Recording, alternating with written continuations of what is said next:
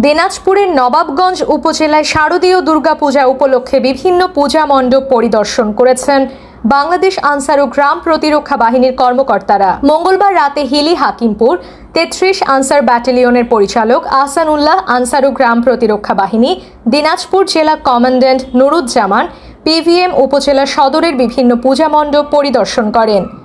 এ সময় উপজেলা আনসার ও ভিডিপি কর্মকর্তা রেজেনা পারভিন আক্তার, প্রশিক্ষক মোর্শেদ জামিল, উপজেলা পূজা উদযাপন পরিষদের সভাপতি বিপ্লব কুমার সাহা উপস্থিত ছিলেন।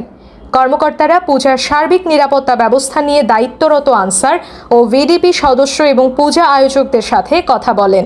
এ সময় আয়োজকরা আনসার ও ভিডিপি সদস্যদের কার্যকর ভূমিকা ও নিরাপত্তা ব্যবস্থার প্রশংসা করেন।